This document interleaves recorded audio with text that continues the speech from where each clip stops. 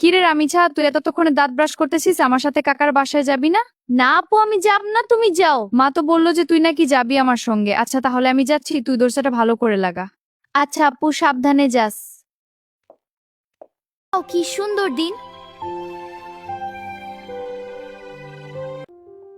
রামিছা, শুনে যাও তো একটু। একটু আন্টির সাথে আন্টির বাসায় আসো তো। আন্টি? হ্যাঁ চলো আমার সাথে। ঠিক আছে আন্টি। এইটা কার বাচ্চার গলা? কার বাচ্চা মাকে ডাকতেছে? যাই একটু দেখে আসি তো।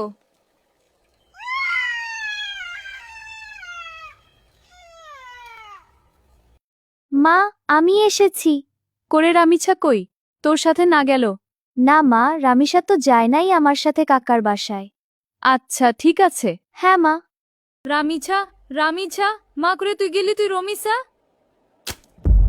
দরজা খুলো, দরজাটা খুলো বলছি।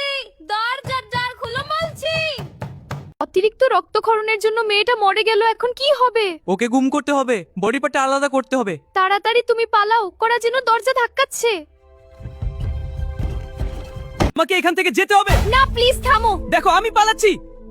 রামিচা, মারে তুই কই গেলি রে মা আমার রাইখা? আমি কেমনে বাঁচবো রে মা তোরে ছাড়া?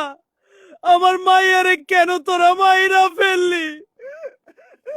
এই দেশে কোনো বিচার নাই, আপনারা কেউ বিচার করতে পারবেন না। আমি আপনাদের কাছে বিচার আর চাই না। 7 দিন পর আপনারা সব ভুইলা যাইবেন। বিচার হইবা আমার আল্লাহ বিচার করব।